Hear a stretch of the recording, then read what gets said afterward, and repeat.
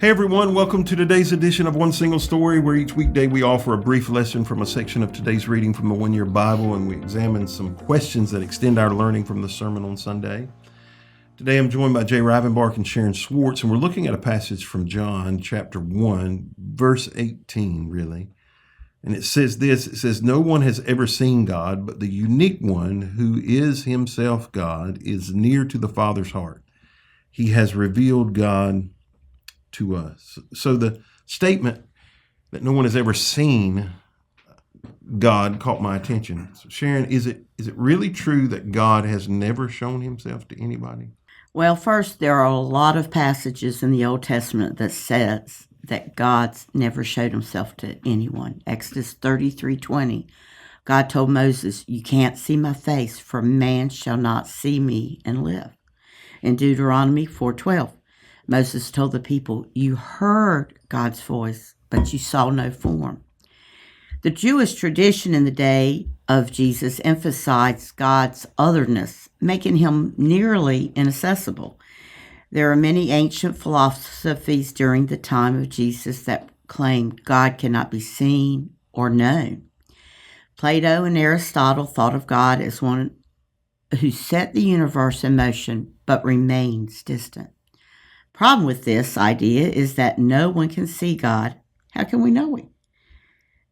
How can the invisible, transcendent God be made known to the finite human? Can you imagine how John 1:18 disrupted this idea? God is not just transcendent, he is personal and knowable.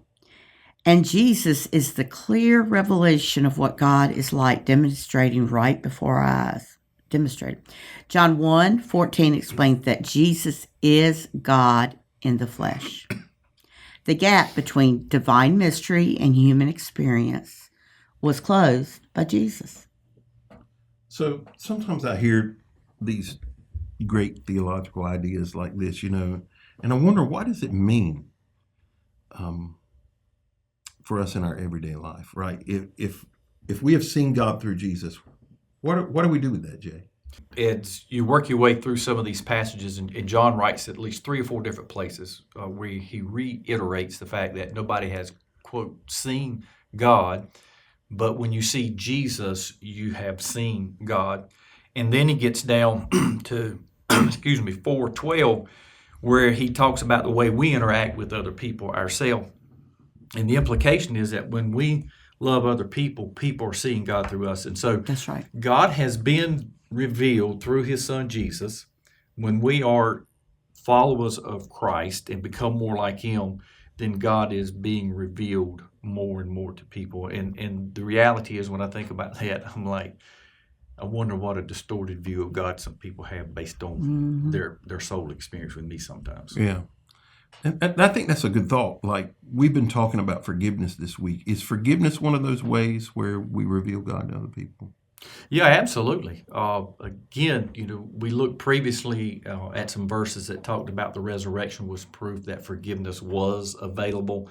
We come to Jesus, and so again, being a disciple of him and practicing forgiveness, it's insufficient for us as believers just to receive forgiveness. We have to extend forgiveness as well.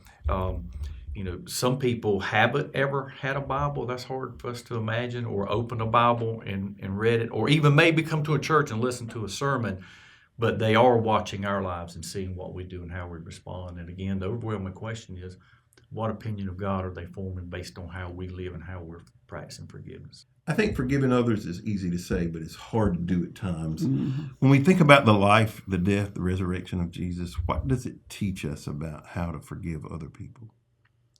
Well, if I keep that in my mind, it makes it so much easier, because now you think about it, Jesus lived on this earth so many years, and there's nothing that can face me that he didn't have. He was ridiculed, mocked, turned from his family even shunned him at times. His friends all betrayed him. He was punished, beaten, ignored, spit on, even to the point of the cross. And still, one of his very last statements was, "Forgive them." I mean, his very last thought was, God, forgive me, because she doesn't know what she's doing. Now, if someone can go all through that and still forgive me, who am I to not forgive someone that slighted me in a minor way, or even what I feel like's a major way? Compared to him, it's still Right. Yeah, Still minor. it's still Yeah, minor. pretty small.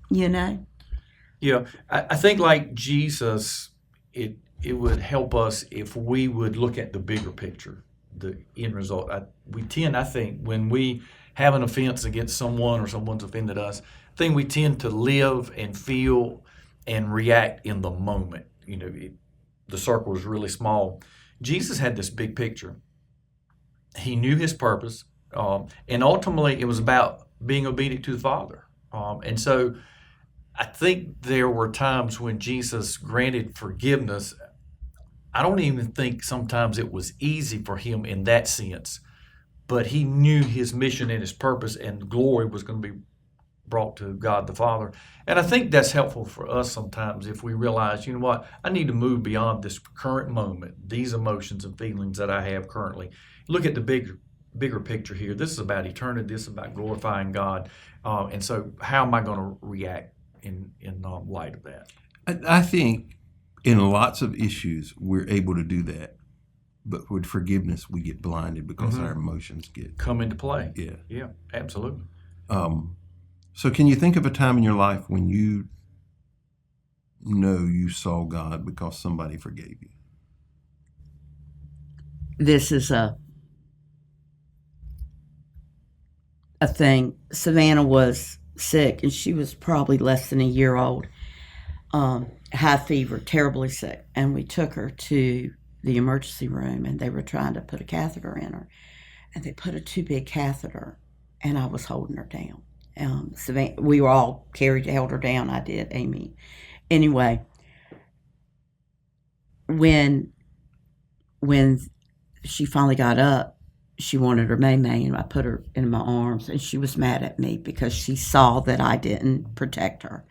And I could see she was angry with me. And it broke my heart. So later, I think it was the next day, I was loving her and rubbing her back. And she said, "You're sorry, right, for her and me?" And I said, "I am." And she said, "I forgive you." And I about lost it. Because all I could think of is that's what Jesus wants me to be, his child, and just say, "I forgive you." You're sorry, right? Yeah, that's right. I forgive you. He has that.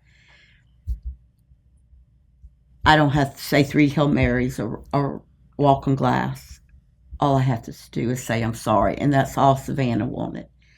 And it just touched me that it was such a Jesus moment, because that was the worst pain that child had ever had.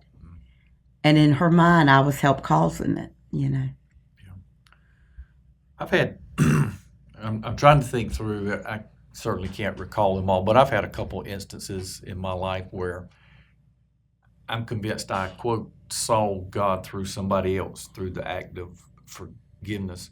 One that I'm thinking of occurred many, many years ago when the Holy Spirit began to deal with me in a season of my life about going to a very few specific people to deal with some things from the past. And I'm talking about things that were years and years and years prior to.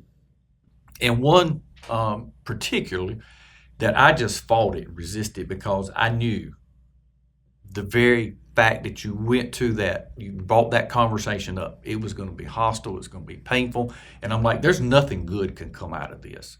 And I wrestled and wrestled and wrestled with that to go make that right, even though my fears and concerns were based on past history, that this was just going to blow up. It would become nuclear. And long story short, after much prayer and fasting, I did and had to travel a long ways out of town to make this appointment. Went to this person, and I'm just going to tell you, I was expecting the absolute worst. And when I got there, I said, we need to have this conversation. I need to get this out please bear with me just a moment. And I started, and I was broken over it. And at the same time, I was very fearful of what was going to happen. And I saw that person just melt and crumble, begin to weep and cry, and just come and put their arms around me. And it was a mutual forgiveness and restoration. And that particular relationship has continued to improve through the years. It's never been the same. And so I saw God in that moment. But the reality was I would have never seen him demonstrated in that had I not finally got to the place of surrender and go and to make a willful decision to forgive and to express that. Yeah. Yeah. I could give a lot of personal examples, but I saw one yesterday on social media that I don't even know that. I didn't know the guy. I don't even know why it came across my feed. Apparently they're outdoorsmen, do a lot of trail riding, young boys. They got a big YouTube channel apparently. And you go back into where they keep their stuff, and they had trail cameras up, so they could see if people were coming in and out. And this man came in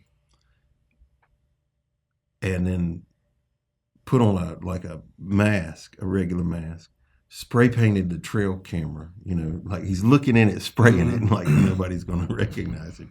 But he didn't know there was another one up in the tree, right? So he gets the one on the gate, which was probably a decoy. There were two right low and one up in the tree. So anyway, the guys come along and he comes twice, right, with two vehicles. And one of them doesn't have a tag. And he's put air tags in everything, right, these Apple air tags. And they took compound bows and ramps for four-wheelers, just a cooler, a whole bunch of stuff. And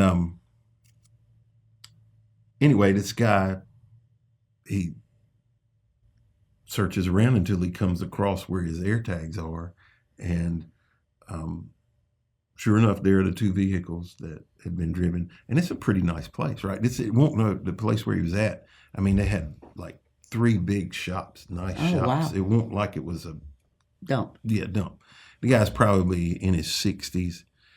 And so the guy calls the sheriff, and, you can hear a lot of what's going on with the detectives and all, and the guy's denying it. And they're asking the guy, what do you want to do? He said, well, really all I want is my stuff back.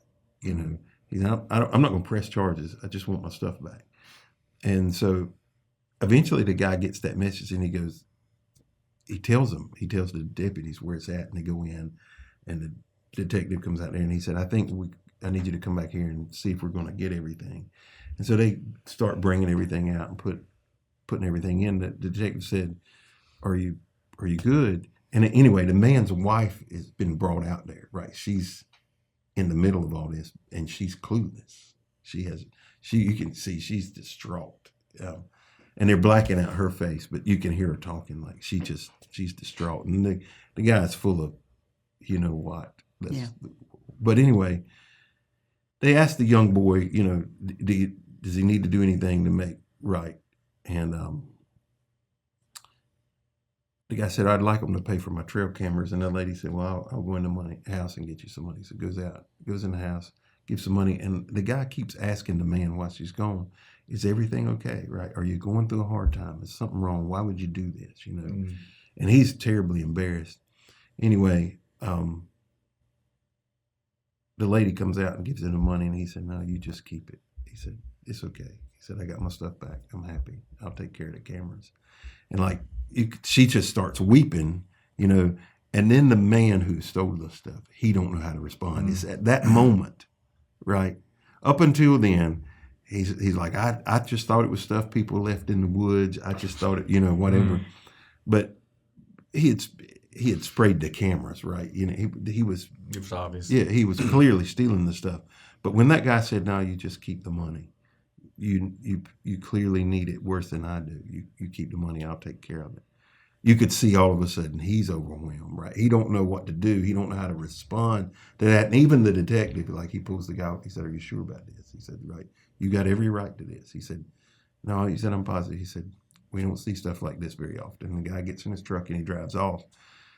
And it was in that moment, right? The guy didn't get mad. He didn't cuss. He didn't rail.